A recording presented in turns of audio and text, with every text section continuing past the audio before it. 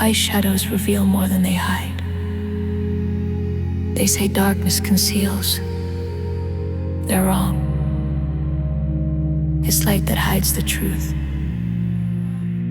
Have you noticed how perfectly everyone performs under bright lights? How the masks fit seamlessly? How the scripts are followed without error? Daylight demands our most convincing performances, our most refined deceptions. True darkness, the kind I cultivate, doesn't hide. It reveals. In properly crafted darkness, we finally see each other. Not the curated versions we project onto screens or across tables. Not the carefully edited highlights we share with the world. But something more fundamental, more honest. I've spent years studying the precise gradient of darkness needed. Too bright, and self-consciousness persists. The internal observer remains vigilant, critiquing every movement, every impulse. Too dark, and we lose the subtle cues, the unspoken language connecting bodies in shared space. The perfect darkness exists at the edge of perception, where shapes remain, but details soften, where you can be witnessed without being scrutinized, where you can witness without judgment.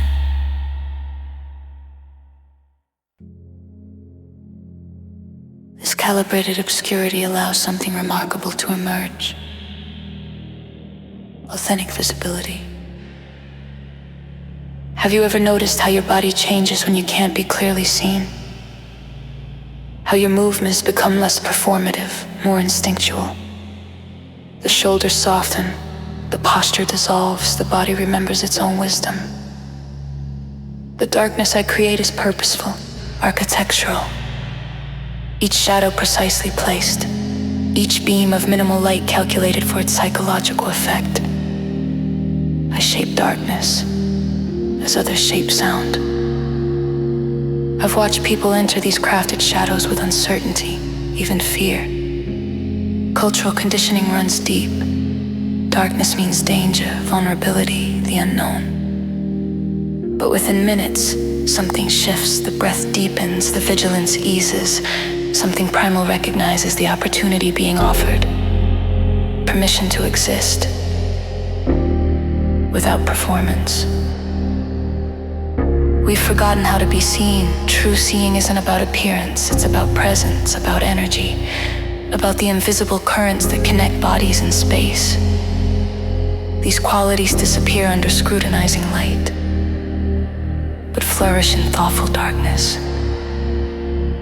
In the spaces I create, you might not see the color of someone's eyes, but you'll feel the intensity of their gaze. You might not notice the brand of their clothing, but you'll sense the intention behind their movement. You might not catalog their physical form, but you'll understand their essential nature. This is authentic visibility, being recognized for what you are, not how you appear. I remember creating a space in Berlin, the former coal cellar beneath an ordinary apartment building. No windows, no natural light, perfect. I spent days adjusting minimal illumination, small amber lights at ankle height, creating pools of visibility amid oceans of shadow. The first night, people entered cautiously, hugging the perimeter. By the third hour, a sound penetrated deeper, and the body's intelligence overtook the mind's fear. They migrated to the darkest center of the room, not hiding, but finally allowing themselves to be truly seen.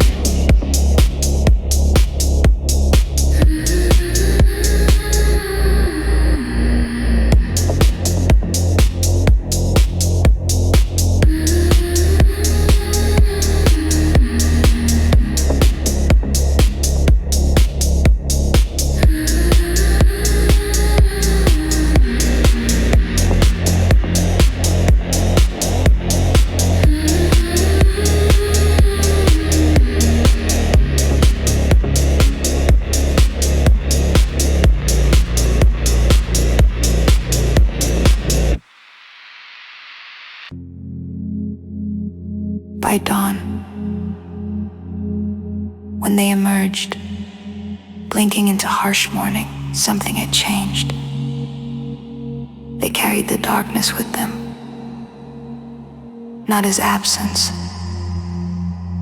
but as presence, as knowledge, as truth. I see the same hesitation in your eyes right now, that mixture of longing and fear, the desire to be recognized, truly recognized, battling the terror of being seen beyond your careful curation. The darkness waits for you, not to swallow you, but to free you. In my world, we don't turn the lights down to hide our flaws. We embrace darkness, because only there can we finally stop hiding, stop performing, stop curating. The most profound connections I've witnessed have occurred in near total darkness. Without visual data to judge, we are forced to sense each other, to feel rather than analyze, to know rather than assume. When you can't see clearly, you finally begin to perceive. This is why mainstream venues misunderstand. With their flashing lights, their spotlights, their constant visual stimulation, they believe they're creating energy, spectacle. What they're creating is distance, separation, performance. The authentic darkness I cultivate does the opposite. It dissolves boundaries, removes separation, destroys pretense. Next time you feel that momentary anxiety as the lights dim, recognize it for what it is: the ego's fear of dissolution, the performed self's terror of being unnecessary. Then breathe into that fear, watch it transform into something else entirely, into opportunity, into freedom. Because darkness doesn't hide you from others. It reveals you to yourself.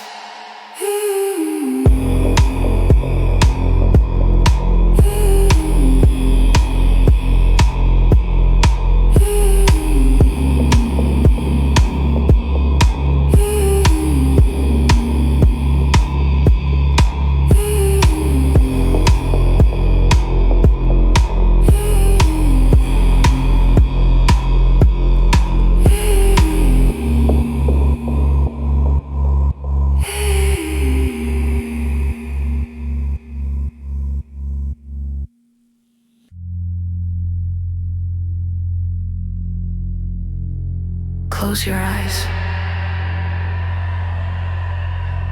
Let the noise fade. Let the images dissolve. Now, feel what remains. A rhythm under the surface, steady, alive. It isn't music. It's memory, the body's private frequency. Each heartbeat, a pulse of unfiltered truth. This is what darkness teaches. When sight surrenders, the other senses awaken. Skin becomes the new language, breath, the new dialogue, movement, the new confession. I've seen entire rooms of strangers synchronize in this quiet language, not through choreography, but through awareness. One exhales, another inhales, a chain of living resonance spreads until everyone is breathing the same invisible song. That's the moment it happens. The collapse of distance, the end of performance. In darkness, we don't act, we respond. We remember what it feels like to belong to something larger than thought. You see, darkness is not an absence. It's a medium, a field that reveals what light overwhelms. Light shows surfaces. Darkness shows essence. And in that essence, there's no hierarchy, no perfection to maintain, no image to defend, only movement, breath, vibration, pure connection.